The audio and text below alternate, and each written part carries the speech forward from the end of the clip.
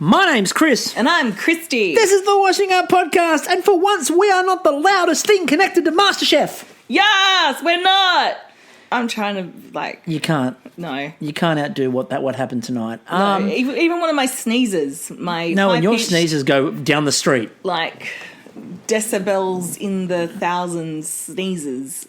No. Look, we had two very good episodes food-wise. Mm-hmm. Really, last night in particular was a very high-quality episode food-wise. Yeah. And tonight was still really damn good. But I think we saw the first two slips in terms of production. Yeah. Last night was length of the episode, which literally went forever. And tonight was a sound mixing problem where they had an enclosed crowd, and I feel for the poor audio editor. Could you imagine being the person sitting there at the end with all this raw audio coming back and going, I can't turn this down? What are they saying? Who? At one point, they did a bit where they were talking to one of the contestants and they dulled the crowd by making it, you know how they do those slow-mos where it's like the high-pitched whine thing? Yeah. And I literally thought the sound had burst my eardrums. You're like, uh-oh. And I'm like, Masterchef is sending me deaf. Amazing. Didn't think that would happen. So there's a lawsuit. Yeah, 100%. There's a lawsuit. So we had, obviously, last night was an elimination episode, and then tonight we'll get to what happened in tonight's group challenge, or as we're going to refer to it, of course, it's a knockout. That's the name. It's a knockout of the game. It's the knockout. That's the name of the game. Save it. I'll show it for now. Shelve your knockout. I'll shelve your knockout? Yeah. I'll shelve it like a member of the Corby family in Indonesia. Anyway, moving on with our alleged blanket. Anyway, moving on with our lives. Last night began with possibly the most confused the contestants had ever looked. Yes. They walked into the kitchen, and if you saw Harry on Twitter, who went... Harry and Khanh both tweeted out, no, we were seriously fucking confused about what the hell was going on. They walked in the door and there's a TV screen. Yes. And it's just like in the entryway. And they walk in and there's like a TV and the benches. And they stop. And then we get a video. It's RuPaul. Not quite. No pit crew, no RuPaul. She done dirty around her and had hers. That is the greatest Bill Clinton impression I've ever heard. Thank you. It's fantastic. No, so we got a screen, and then what we got was obviously an ad for, I'm assuming, some form of life insurance. Life moves fast. Make sure that you support the ones you love so you can do the things you want to do. Like you go out and have coffee, or go out and have, miso glazed salmon with your best friend. Yeah, or a taco. Or a cheeky taco. Or just cuddle your way too exorbitant pasta machine that everybody wants. So we had Melissa, this is me on a plate. We'll start with Andy. Okay, yeah, Andy. We'll start with Andy. And Andy's walking down the road and he goes and gets a coffee and he gets his breakfast.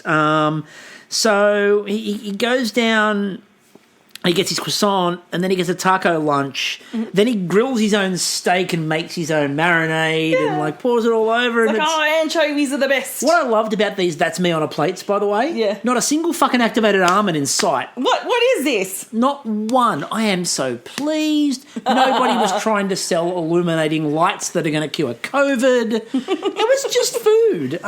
Melissa Leong. That was a pre-COVID world. Melissa Leong, a woman after my own heart, who talks about the fact that her day doesn't start until she's had her coffee. And a woman after my own heart where she goes, cake is a breakfast. And I'm like, fuck yeah, it is, Melissa. The answer is cake is a breakfast. And then she had the soba noodle salad and the miso glazed salmon, and I was here for that miso glazed salmon. It looked incredible. I was here for the cake. You were there for the cake. And she had pasta for dinner, and Laura was probably there for the pasta.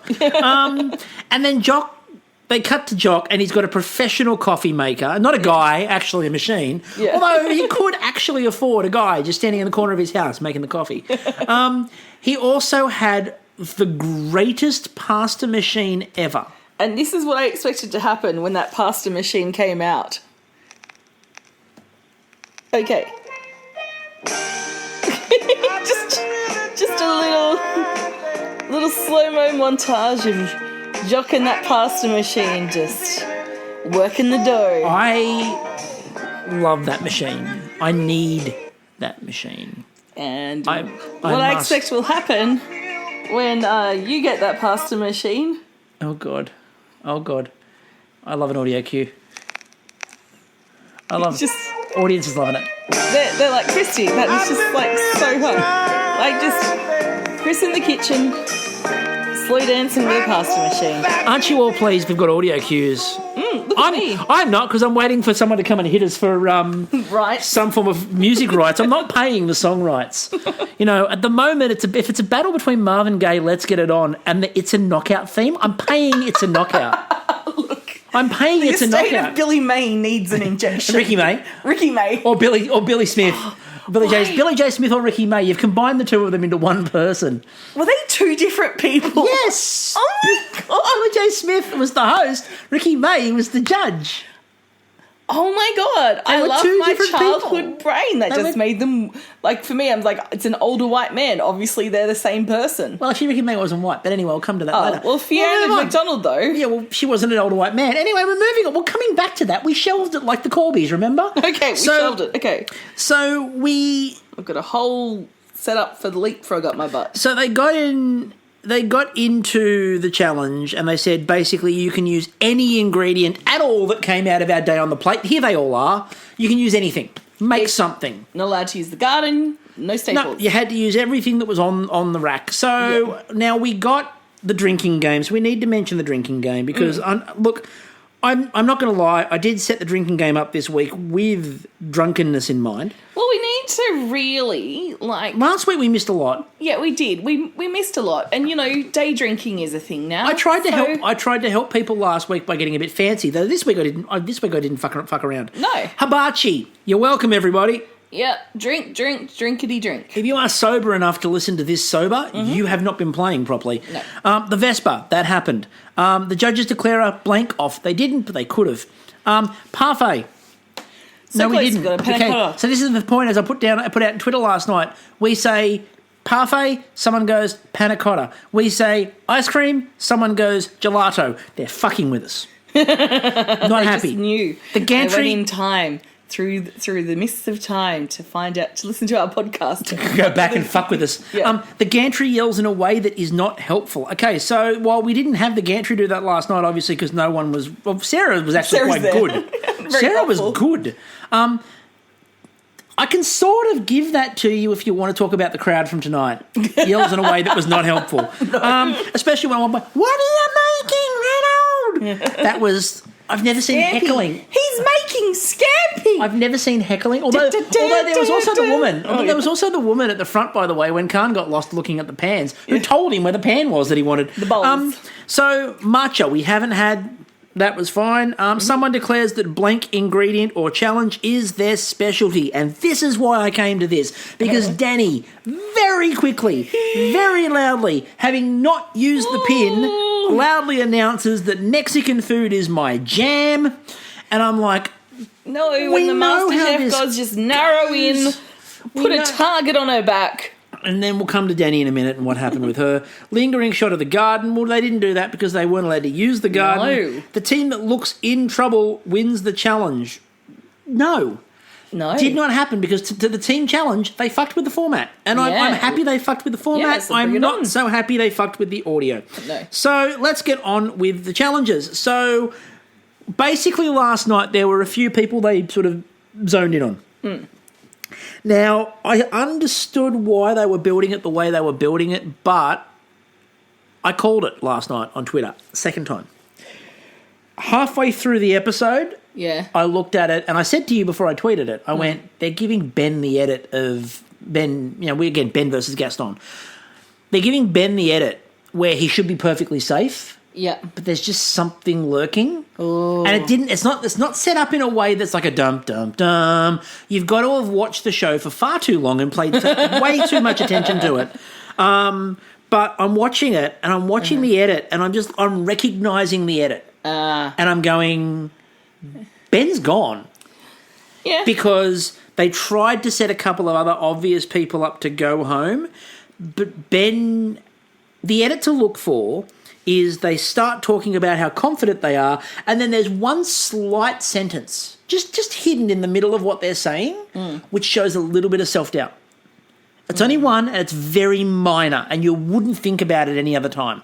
So Linton the other day when he went home, it was all, I'm fairly sure what I'm going to do. And then that was followed by him saying the judges just don't understand what I'm doing. And that was him gone. Ben talked about the idea of he was going to serve one part of the fish, and then he decided that he'd try a bit on the hibachi grill. With the tail. And he went, oh, that's come out pretty nicely. I usually use this. Maybe I'll use this instead. He was gone. The second he said that, he was done for. So there you go. It's the way the edit comes through. See, I was just having a bit of a daydream about Reynolds' dessert because he mentioned meringue and I went into pavlova land. I really like pavlova land. By the way, it's very delicious. the pav tonight was quite good too. That was really pretty. So what I liked though was they went over to talk to Danny about her tacos. And very quickly, Jock... Keep going, I'll just stay here being juvenile. Very quickly, Jock turned around and he didn't... Him and Andy did not say to her, don't do tacos. No. What they said to her was... Elevate it. Are you sure that this is for an elimination challenge? Are you sure you're serving something that's at the right level? I mean, let's just put it out there. It's not like she went and got a bag of corn chips off the shelf. No, we'll come to Hayden in a moment. She made her own taco. We'll come to Hayden. I think in all honesty... Sarah pointed out it was very thick. In all honesty, I think that's what saved her. Melissa pointed out it was very thick. You said Sarah. Melissa pointed out it was very thick. Melissa? Yeah, judging. I thought, no, Sarah. Oh, Sarah did say it from the back. Yeah, you're right. Yeah. Sarah said it from the gantry, gantry. because everyone did ask, how did Sarah have such good vision that she was able to spot a thick taco from the gantry? Maybe she's got taco vision. Maybe Sarah's like a taco vision expert. Is taco vision code for a producer? Possibly. I feel like that's code for producer. Anyway. Or Trent the Ninja. Or Trent the Ninja. Maybe he's running around and doing it. Maybe Tracy the Ninja. Because I didn't see her cooking last night. I can only assume she was helping. But we had a couple of sort of moments here. So we had, obviously, Danny's taco ended up being a bit thick because she got this idea of a gourmet taco. Oh, it was gourmet. But then as a result, she only made one. Yeah. And because she said, and this is again, I think a lot of people in the audience can possibly identify. Danny goes, sorry, but when I think gourmet, I just think smaller. Yeah, but again, not right, but that's where I think a lot of people's mind automatically goes. But you know, on YouTube, there's that $2, $20, and $200 taco challenge. Yes. You know, that $200 taco, or was it $2,000? It's something fucking some ridiculous. ridiculous. Yes.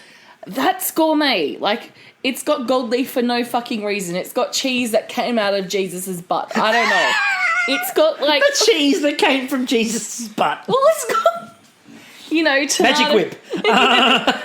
Tomatoes, like grown by Michael Jordan and, like, ripened in Scottie Pippen's backyard. Like, they're just... Jordan and Pippen. Yeah, well, That's they're a tomato industry. They do. So hang on. Let me get this straight. Yeah.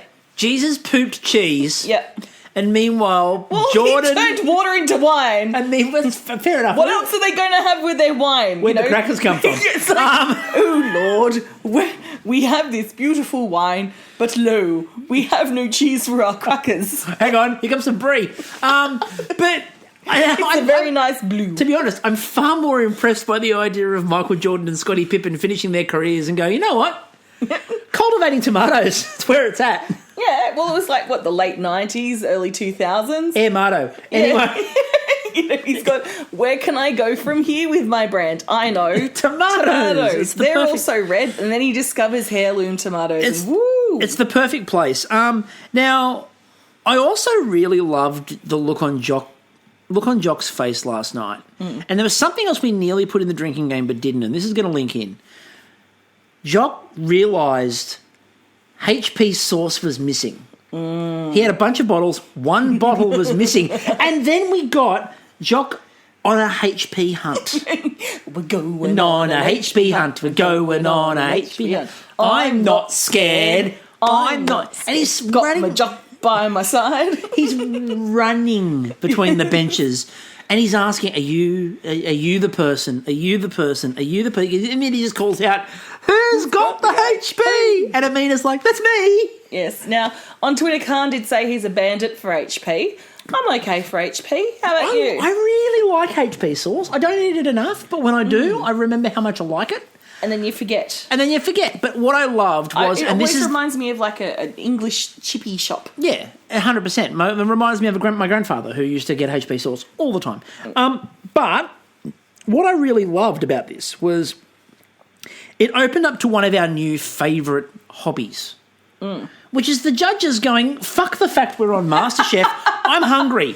And so Jock just goes and makes himself a bacon roll with HP sauce. Well, was it pancetta that he got? Maybe pancetta. But it makes himself a roll with HP sauce. And the judges just went back to doing what we like them doing, which is going, we know there's a competition, but fuck this, there's food. Yeah. Like, why we would can have a snack. Why would we not They're eat? not going anywhere. They're cooking. I don't have to see that. So I just next need to week, taste at the end. So next week we are going to put on the drinking game. Judges have a snack. I'm a big fan of all of that. I really hope they get to a cheese place with olives and salamis and stuff, just so they can really go hard. Some pate.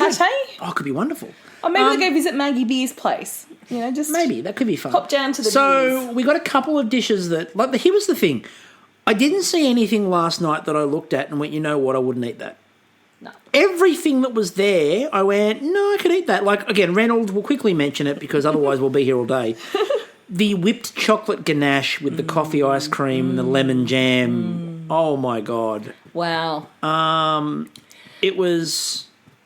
I'm sure Jock ran in for a hug, but there were stirrings elsewhere. Oh, 100%.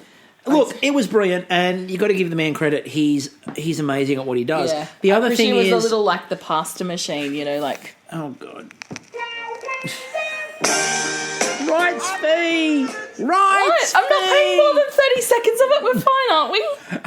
We're fine. We're fine. But again, the It's a Knockout people will be at our door. I've got to save my shekels. But far more important than that, though, and look, Wes, the show may not be necessarily giving him the full sherry pie edit, but we are. Yeah. But I do have to say, we have had the dish that Gaston made last night. Yeah. We have eaten that. Yes. He didn't have pancetta, he had actual pork belly.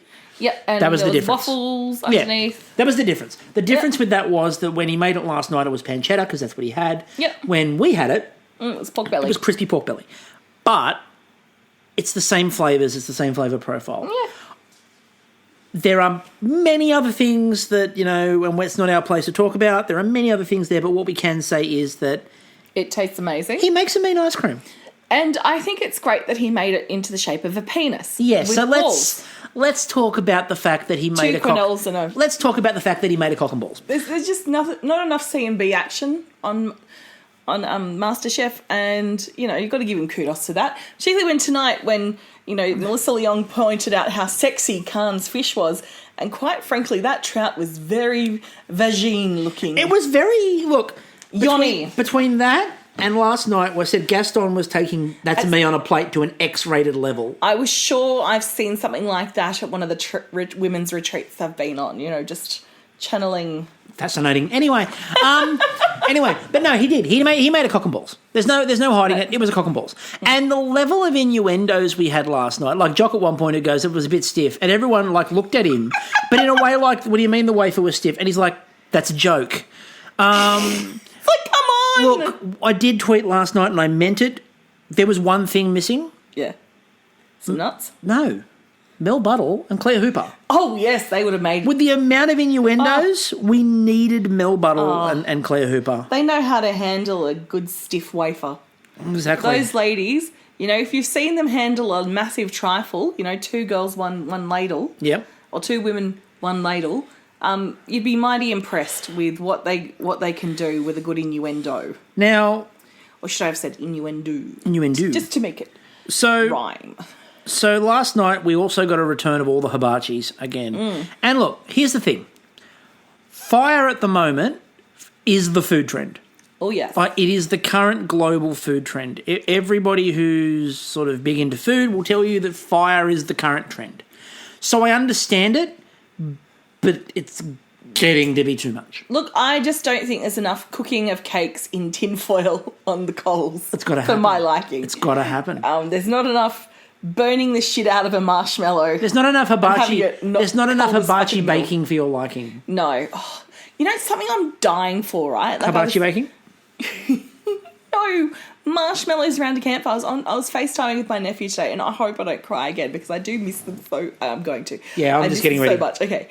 And there's like a FaceTime filter that is like puts you with a hat with like a marshmallow that toasts when you open your mouth, and I'm going to him. I'm like, one day we will sit around a real fire and toast a real marshmallow because you don't know what that's like. Well, just go and set fire to their house. Simple. No, they're on the top floor. They won't survive. Yeah, but they've got at least how many floors below them? Christopher Buchanan, that's just ridiculous. No, it's not. Oh my God. They've got a couple of floors worth of toasting of marshmallows. Before they die. Yeah, but think about the I marshmallows. want to kill my family. They can get out. We can put the building out. It's too real. We can put the building out. Have you heard of the fire brigade?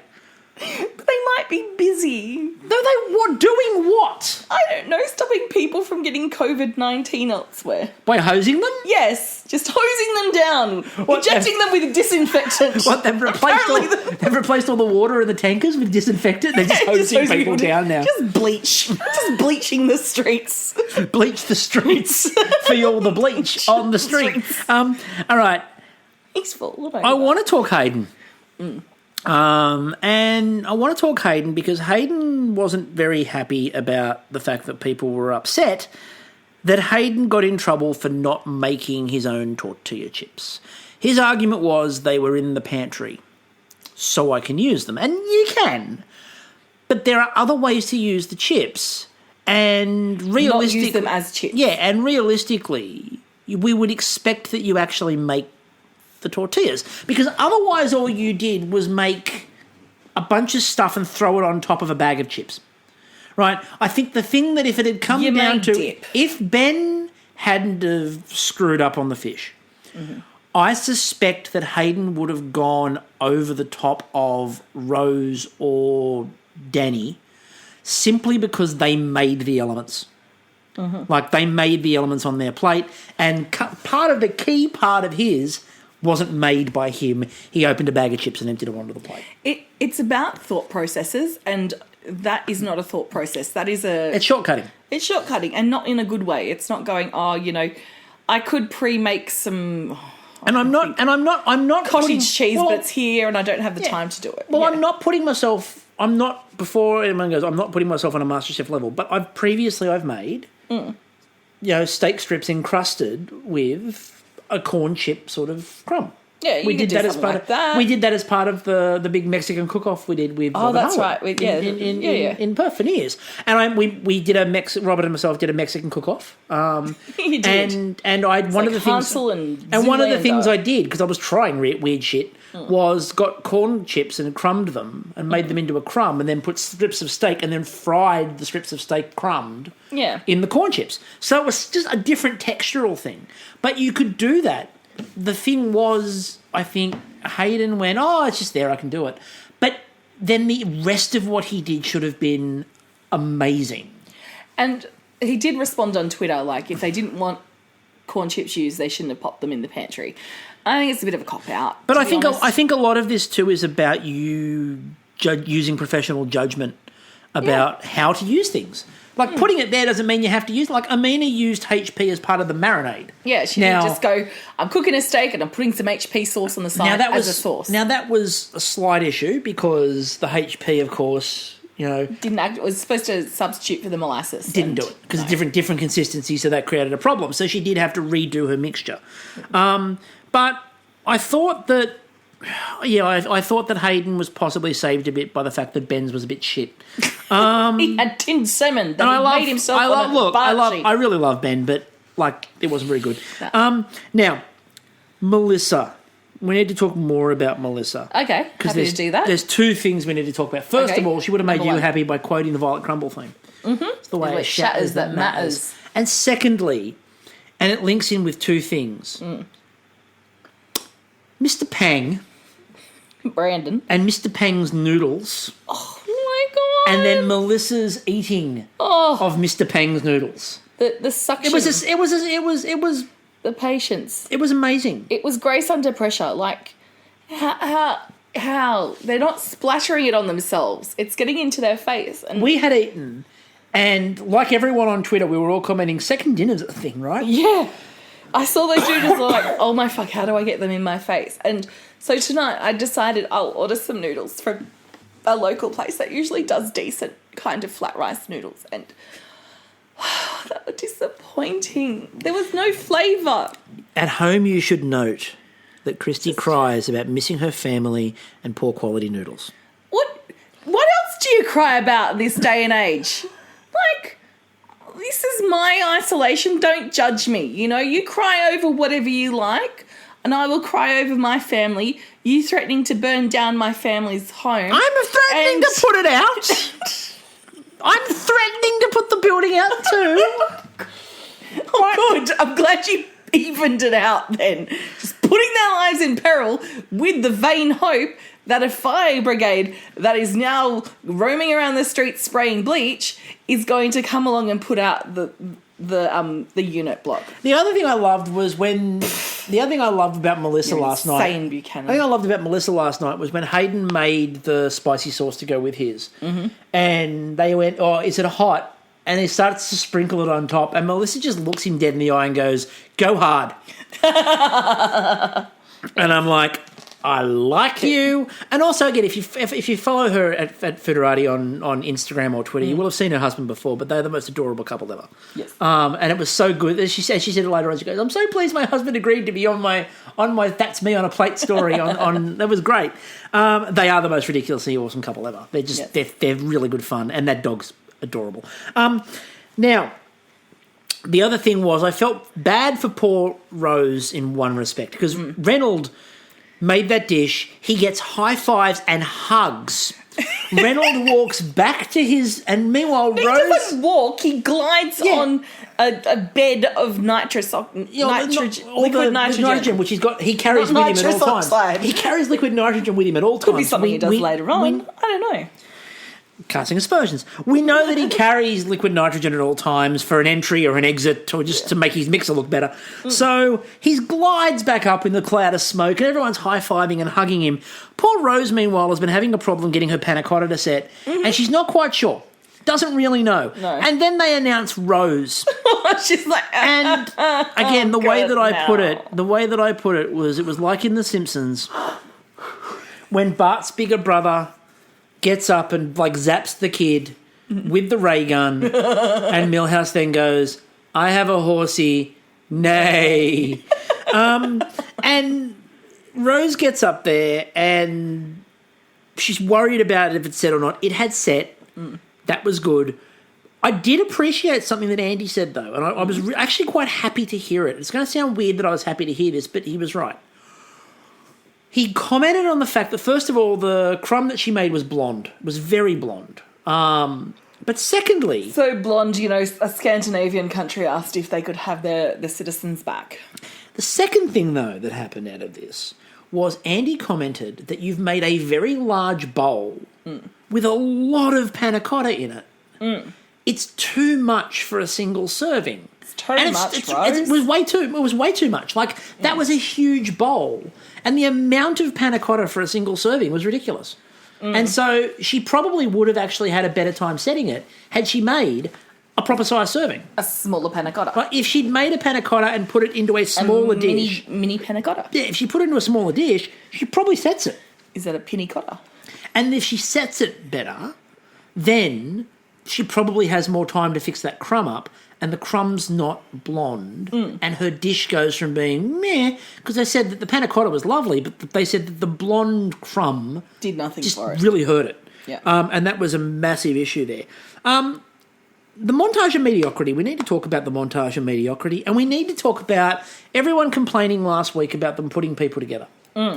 That's why they put people together. Because last night, one by one. Last night we had two montages of mediocrity, and the episode still went forever because they tasted everybody. And we know they tasted everybody. And we like it that they're tasting everyone. And it's perfect and it's right that they do it. But this is where you have to be okay with them putting people together because they're trying to get you out of here a bit faster. You know, some of us have got, like, bubble baths to go and have. Yeah. A hot milk before bedtime. Some people like to watch porn before bed. You know, people have things to do before they go to sleep. And while we don't have commutes, well, the majority of us don't have commutes, and we, you know, salute our essential workers, we've got things to do before we go to bed. Otherwise, we can't be up before 9 o'clock to stumble to our work-at-home desks. I'm just saying. Anyway, I also need to raise a very serious issue from last night, and I've defended Jock a few times, but I have a serious issue we need to talk about. What? Jock announced last night, very loudly, that he is not a garlic guy. And you wanted to know what would make me cry and get me emotional. And it's the Jock from Philo is not a garlic guy. What? How can you not? I put garlic in everything. Like, literally everything has garlic in it. It's very strange when you get a Vegemite toast. Just a slice Exactly. of You know how hard garlic. it is to get garlic into Vegemite toast effectively?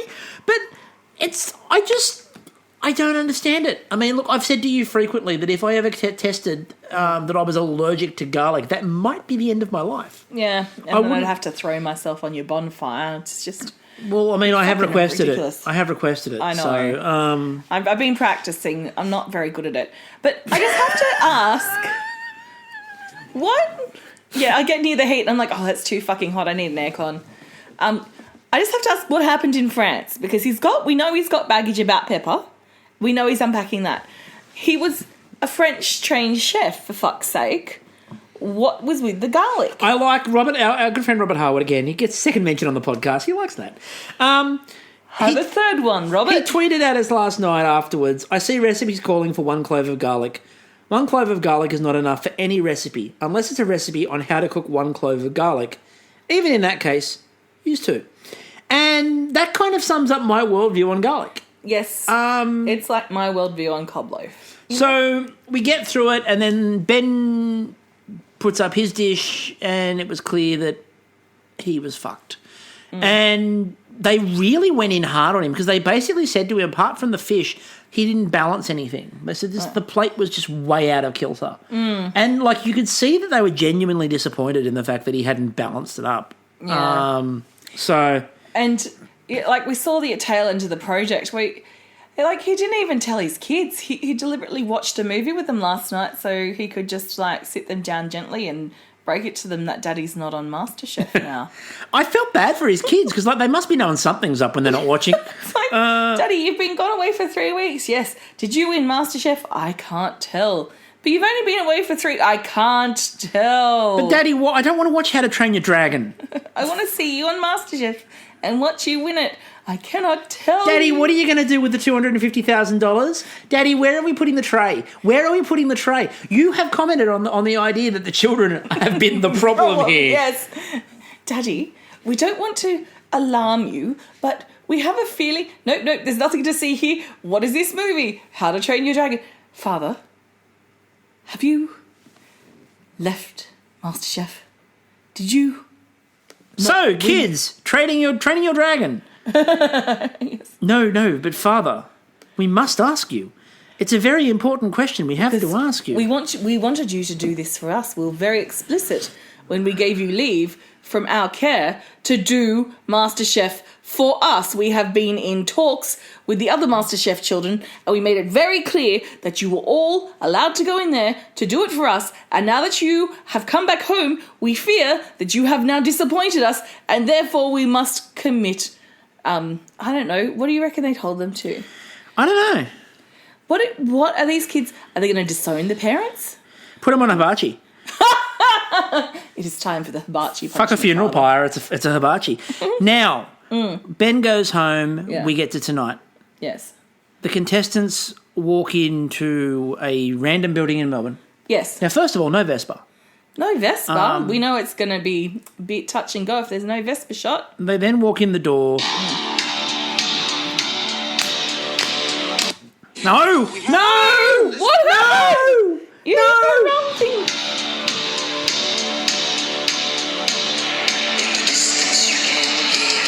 The sound of the cheer And the laugh and the roar Of the crowd. But couldn't we hear it? can feel the expectation and the wild jubilation as they're shouting. Yes, I know, I'm just playing music. I don't care. Because you know why? It's the greatest game in town. What is it? Masterchef! Masterchef! That's the game. Masterchef! It's the name of the game. Wait. Eagle, what are you doing? He's fallen over. So we got what is the equivalent of Masterchef. It's a knockout. My only disappointment was that Andy, Jock, and Melissa didn't drive in on a golf buggy? cart with a dog. Or Andy would be the dog. Oh, what was his name? Andy would have been Ricky May as the judge. Yeah. And you would have had Jock as Billy Smith. Yes. And Melissa's Fiona McDonald. Oh, look at us here tonight. The crowd's going wild. So obviously we had Team Teal representing Victoria. Yes. Because it's a knockout, that's why. That's literally the whole reason why. Yeah. So Team Teal, we had Harry, Amina, Sarah, Poe, Khanh, Hayden and Laura. Then we had Team Grey. Team Grey representing Northern Territory. I was going to say the ACT. No, go Northern Territory. Yeah, Tessa, Gaston, Jess, Callum, Tracy, Danny, and Brandon. And by the way, God, didn't we have to look for Tracy? And then, of course, to finish it off, we had Reynold, Rose, Sarah Claire, Amelia, Reese, Chris, and Simon. And they were representing New South Wales in Team Pink. Well, yeah. I was waiting for it to be like a breast cancer initiative. No, completely Team Pink. Da da da da da da da da da. Eagle, he's fallen over. What are you doing? And again, if you are of a certain age and you've never heard of It's a Knockout, what the fuck is wrong with you? Stop right they now did and bring go it and watch back it. for No, free. we don't count that. We don't Okay. count that. And by the way, there's been a lot of arguments about where they actually used to film it, and the answer is Western Sydney. Dural. Yeah. Out Dural way. Yeah, it was. We went there once. I went to it when I was a kid. There's now a housing estate out there. We had to stay. We had to sit in the Queensland, and I was very upset because I'm like, I don't live in Queensland. I live in New South Wales. I didn't understand the abstract concept that was being presented to me, and all I remember is being panic-stricken, trying to get to the bathrooms because there were so many people. There was probably like 100. But to my little face and my little feet, it was like millions. It's really interesting because, like, I never actually got to go. Oh. Watched the show religiously. Didn't get never shrinky got, dings? Never got to. Well, Didn't get to go. I missed out. What's going on, Glenda? I missed out. I missed Sad out to on a ask lot. you. Going on. He didn't even get on Romper Room. Now, what I would actually like That's to. easy. You basically have to have a heartbeat and be a child. So what I would like to point out is that, first of all, before we got into the idea of it being It's a Knockout, it just looked like they'd replaced the Wild Wild West show and Warner Brothers Movie World with live cooking. And then, when you worked out, okay, it's a bit more It's a Knockout, I liked the idea because when they came through, it was really quiet, and then they opened the doors and the judges are all in hype mode. And I like the idea they'd done a tight 20. Yes. Like the three judges had been doing stand-up shtick. I was like, check out this guy. Well, this guy over here. Melissa, the hype lady. And Melissa's like, I've been working with these two. And the whole audience is slapping their knees for some knee-slapping comedy. And then they're like, oh, the contestants are here. We should introduce them. So I thought it got It's a Knockout very quickly. And I'm not just talking about just the fact that it was a stadium and the coloured aprons. I'm talking about the crowd. So Christ let's almighty. talk about the crowd. Now, I had a couple of people tweet us to say they were there and to point out the fact that they were told when to cheer and when not to cheer. And the answer to that, and not in a negative way or a nasty way, the answer to that is duh. And I say duh because we have been part of these crowds. Yeah. We've done this. We've mentioned it before. We've talked about it on the podcast. We have been in the audience for 2 Bake Off finales. I was also in the audience for Ridgy Didge, and we had to clap a lot there.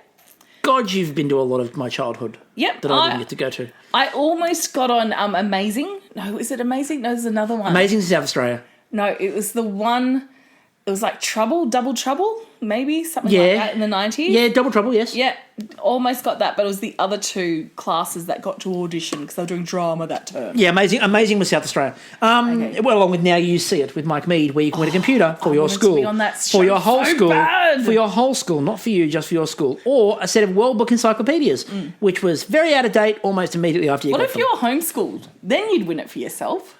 Yeah, but I don't think they'll let you on as a homeschooled kid. Well, Because you've got to rotate the number of kids. Unless you've got a big family and you're rotating your brothers and sisters. This is my brother Ezekiel. My brother Mose. You could go in just dressing in different characters like Eddie Murphy. This is my brother Mose. Anyway, so what the challenges were, the audience got loud and I liked it.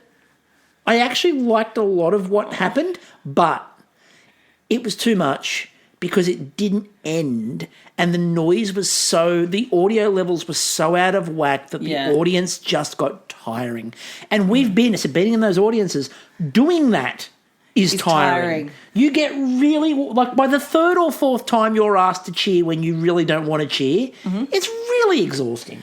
And I was really feeling for the ladies down the front. There was a couple of women who had very short skirts on. There was one older woman with very lovely Sarah Clare hair. I presume it was her nonna. Yep. And then there was a lovely woman who had a modesty purse right in the middle of her lap. I mean, they weren't my favourite person in the crowd. We'll come to my favourite person in the crowd in a minute. Well, I didn't get to the best part, which is when there was this moment, I'm looking over, I think it was maybe Amina's shoulder, and Nonna Sarah Clare has gone to uncross her legs. And I'm like, oh no, the full like Sharon Stone is coming.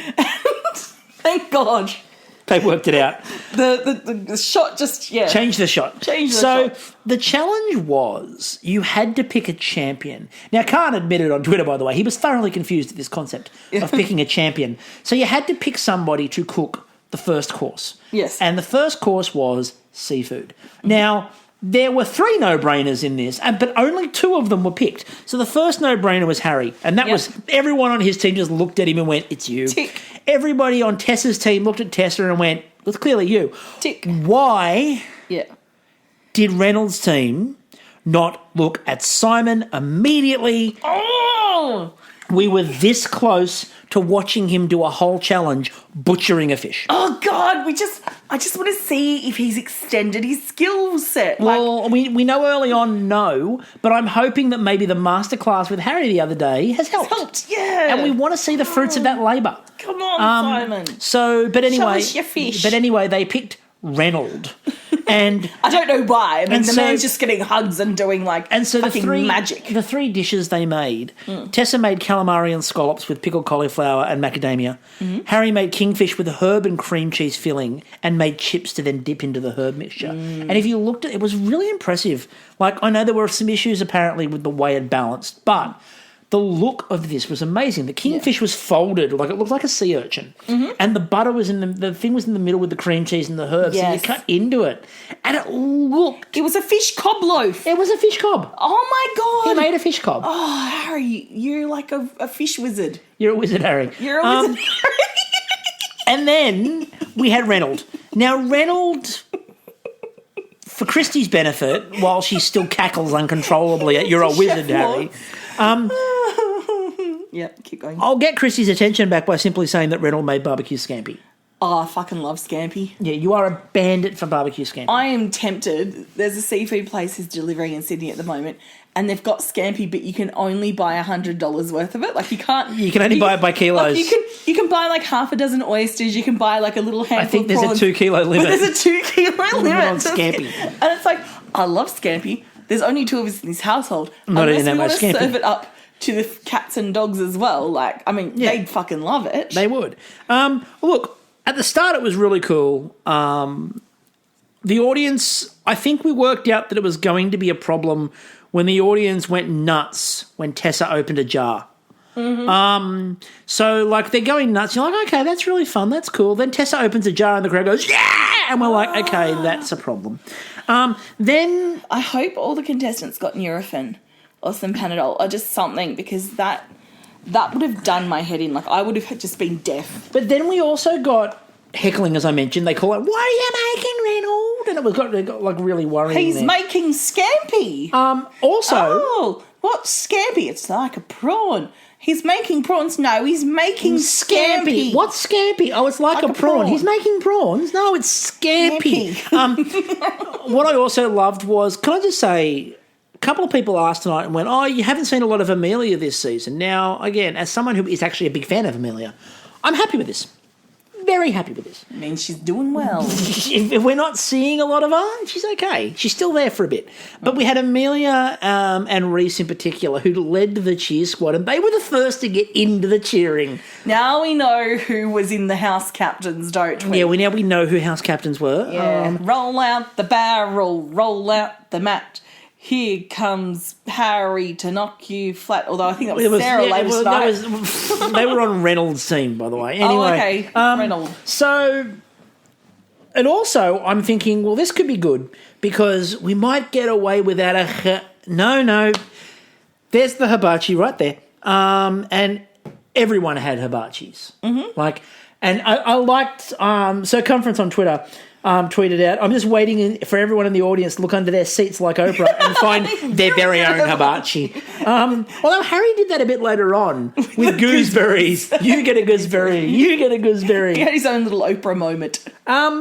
Look, what they did quite well was they got the audience to then not make any noise during the judging, which was a smart move. I was terrified they were going to have them cheer all the way through it. But they, you ate something! But they literally didn't say... Oh my God, you picked up a phone! And even after the first judge said something, they didn't go, yay! They waited until all of the judging was done before they cheered. Well, that's obviously a producer. Yeah, but that's what I'm saying. I'm not saying the audience was clever. I'm saying that the queuing was clever on that because I think there would have been some producers that would have gone... clap after everything the judges say, or cheer after, and they didn't. Now, here's my concern. We've talked a lot about it. It's a good thing you're not seen, but there are also limits to that. We've talked about Tracy. Can I just say that the guy in the broom shirt tonight has now officially had more screen time than Tracy, and Tracy was a team captain for a challenge. And the guy in the broom shirt got a close-up every 2.5 fucking seconds. It looked like they were on the set of, Ready, Steady, Cook. And, that was Grandpa that came to watch his granddaughter compete. And do we have Tracy's granddad here in the audience? Yeah, I'm in a broom shirt. He got so much coverage, though. Do you reckon, though, tomorrow night for the opening, he's going to get it like an opening montage. And his name? Broom. Because your heart, broom. So in the judging, it was interesting. Harry's Kingfish, they said there were a few issues there. They said the idea was sound, but the cream cheese filling didn't go quite as well with the Kingfish as they'd hoped. Reynolds, they liked the scampi and they thought it tasted really good. But they said the cauliflower actually overwhelmed everything, and they said it was a seafood challenge. Can I just say, cauliflower overwhelming a dish? How much do you need to flavour everything else? The cauliflower is overwhelming a dish. Having said that, I would have easily eaten that scampi. It looked amazing. Oh, fuck yeah. But, as they said, it was a cauliflower dish. And Tessa's calamari and scallops looked incredible. Superb. And again, it's Tessa. What would you expect from Tessa? She is brilliant when it comes to seafood. Genuinely brilliant. So Tessa wins, and that means that Team Northern Territory goes to get to sit down. They are clearly safe from elimination. Yes, they can go and read the NT News. Yeah, they can. They can read all the stupid headlines. Now, we then got the second challenge, and the second challenge was what they called the quick cooking challenge. Oh! And so they're like, you need to cook quickly, you got half an hour. And everyone on Twitter said the same thing at the same time, don't pick Po. No. Because what we've got here is I would have picked Laura for this one because, and we'll talk about Laura and pasta in a minute, but she probably would have made a pasta for that challenge, 30 minutes, easy to do, and it would have been quick. No, they pick Po, the person who has been moving at her own pace. Glacial speed. And her own pace is glacial right now. And again, we said fine. We love it, but not for a 30-minute quick cook challenge. It wasn't the most, how can I put, strategic. But it's okay choice. Because who do they put her up against? The person in there with the worst time management in the show, Simon. So you had poor time management versus glacial pace. And I've got to give Simon credit. He got his timing right. And he kicked it out of the park. And I have to give Poe credit. She's really milking this Poe in jeopardy thing as far as she can get it. Yeah. Because Poe struggled to boil potatoes to the time. No, she was steaming them steaming even. potatoes. Like, she struggled to steam potatoes. And I'm like, I was looking at it, and I'm looking at her potatoes. At one point, she couldn't plug the machine in. I'm like, why don't you just grate them? At one point, she couldn't plug the machine in. I feel for her because, like, I have days like that when my brain is just. But I wouldn't put myself forward in a thing like that. Others might volunteer me, but even then, I'd be like, no, mates, you don't want that. And I liked Not today. And I liked that. I feel like Simon was getting a bit not angry with the crowd, but I got the feeling that he was taking the piss a bit. And the reason I think that was because the post team starts chanting, "Let's go, Poe, Poe," and I'm like, first of all, no. Like, that's Poe a means shit. police. That's a shit chant.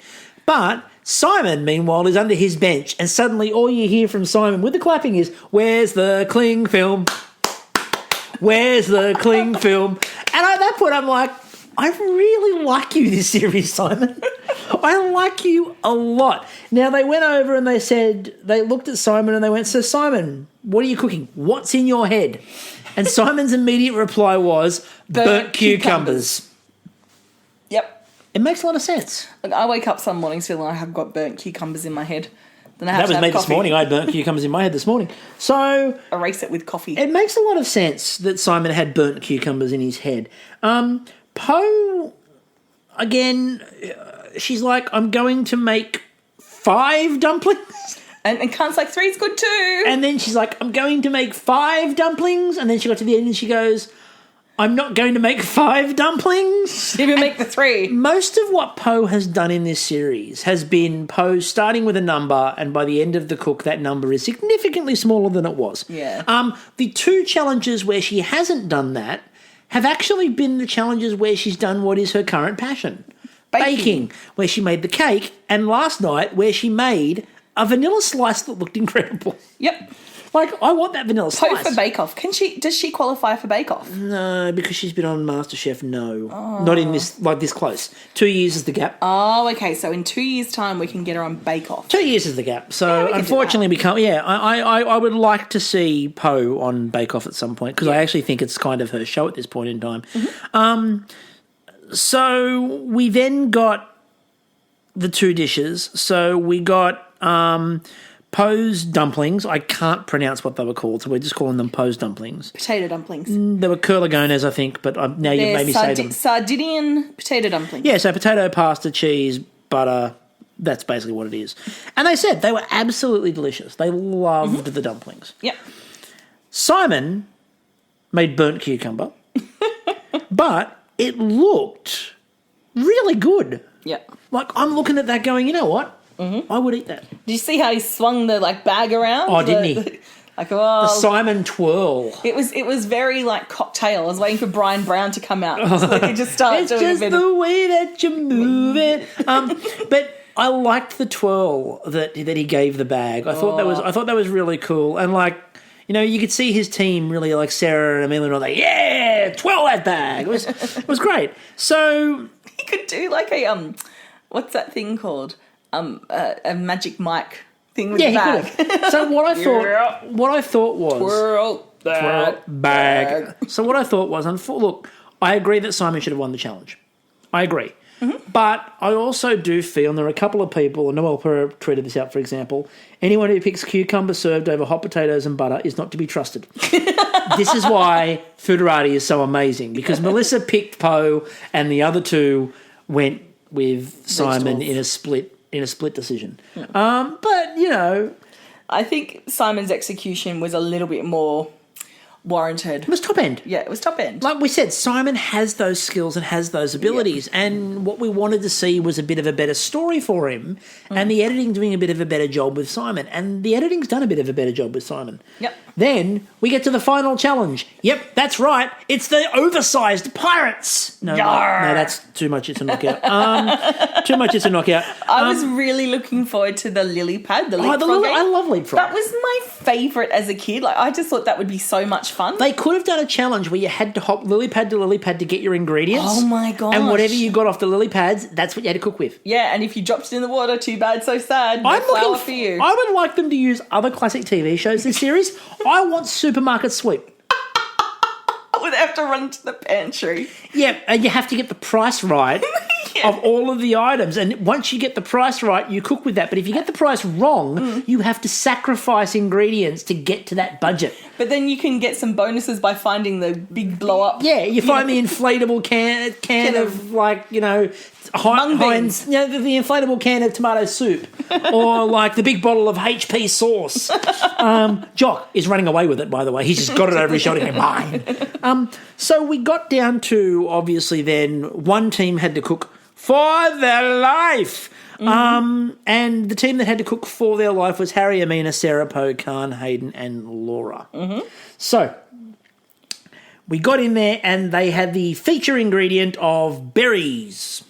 Yes. Which this meant that Harry was feeding the audience, as we said. There was a missing thing there where they could have done it more like, Iron Chef'd. They could have. Because they had a whole audience there. They had and like Melissa a arena. It wasn't a cloche. She had somebody, I can't remember who it was, but someone on Covered Twitter put it looked like a lampshade from IKEA. And like she did the big reveal. She could have picked up a berry and like eaten it. They were just all lingonberries. She could have picked it up and eaten it like Chairman Karga. Yeah. We could have got a full Iron Chef. I want Melissa to just have a challenge where she goes full Chairman Karga. Yeah. And we know she's not Japanese. No. We're not trying to say all Asians are one Asian. No, what I'm saying is whoever hosts that episode needs to act like Chairman Karga. Just it could be bite Andy. into a capsicum. It could be Andy. It could be Jock. It could be Melissa. I don't care. I think she'd be the best at it because I think she's got the personality to pull that shit off. Fuck yeah. And also, Chairman Karga, remember there was a famous episode of Iron Chef where Chairman Karga stormed out because his Iron Chefs kept losing and didn't come back for 3 episodes. The real reason was he was touring with the Japanese production of Les Mis. Not joking, he was Jean Valjean. So anyway, I like that in the production. Who am I? When he yells out, I'm Jean Valjean, he yells out, Chairman Karga. Anyway, so we got in there and they all had to cook against each other using berries as the challenge. I really wanted Harry's Moreton Bay bug curry recipe, and I'm still saying it now again on the podcast. I really want the Moreton Bay bug curry recipe, Harry. Maybe it'll pop up on the 10 website. I just want it sent to me personally. With some Moreton Bay bugs, preferably. Well, maybe we could get that and $100 I'm not ordering $100 for the scampi. We can just share it with the neighbours. We'll be like, look, we've put together a care package, of just some staples. I've got some bugs, and some scampi and some caviar here. Just the essentials. The basics, sweetie darling. I've also got some like Stilton here, just mixed up. The other reason why I thought that Melissa Leong would be perfect for Chairman Karga in our own version of Iron Chef. Yeah. Melissa fears no cobram. They could not open the bottle of cobram. Sarah's there struggling. She's got the kerchief over it all. She's like, what's going on? She's like, I can't open this bottle. And Melissa goes, give it to me. And we're like, no. And she slams it on the desk. And I was like, no. And instead, she just turns around and opens it up and holds the bottle aloft like it's a trophy. I was waiting for Brendan to come over and go, my hero. Yeah, like again, cobram has taken out so many people. Melissa, so many. And Melissa Leong is fighting back. She's like, I fear not you, Cobram. She's the hero we need. And the hero we want. She's both. Yeah. So we need to talk about Laura. Mm-hmm. I'm going to talk about a few people actually, but Laura is kind of the focal point. We're at a tipping point in the competition. We are. Now the honeymoon's coming to an end. Yeah, we're almost there. So we're 3 weeks in now. Yeah. I get that Laura has a very successful pasta bar. Yeah. And her pasta is genuinely incredible and diverse. And I'm not saying that all pasta is the same. It's not. But what we want is we want people to start diversifying because this is a higher end competition. We want them to do more stuff. And we know Laura actually has so much skill and ability that she can do anything really. Yeah. We want to see her do some other things. Now, part of this goes down to the poor explanation because everyone on Twitter is like, if she fucking makes pasta again. Now, she made crostoli. Mm-hmm. Now, yeah, it's technically pasta, but I wouldn't classify it like pasta. I would classify it as a dessert and I wouldn't classify it like pasta. Mm-hmm. And I classify crostoli as biscuit. But it is pasta, but it's not It's still too close, okay, to her comfort zone. Agreed. It's like Amina, fantastic Middle Eastern chef. She is very good, though, at pointing out the different, like it's not just Middle Eastern. She's like, I'm taking Turkish inspiration from this, I'm taking, Persian inspiration for that. But we're still in that same kind of region. What we need to see... Khanh with his broths. Yeah. What we need to start seeing from some people, and like kudos to Reynolds tonight, Reynolds put his hand up to make a savoury dish and did a good job of it too. Yeah. We want to see them trying different things. Now, I get it. You automatically in the competition default to the thing you're good at. Like Gaston defaults to ice cream. Penis ice cream. Like penis ice cream. Big dick energy. They all default to things that they're really good at. But what we need to see at this point is a bit more diversity. So while I said Crostoli for me is just different enough, the backlash is going to continue if you just keep making pastas. And I hope that she breaks out of it a bit more. And I hope that everyone sort of moves. I want Amina to move away a little bit. I want Simon to move into other flavours a bit. I want everyone to move into, like Reynolds started to do that again. I'd like Gaston to move into, they said, he made that thing about his Indonesian heritage and they went, why don't you do more of this?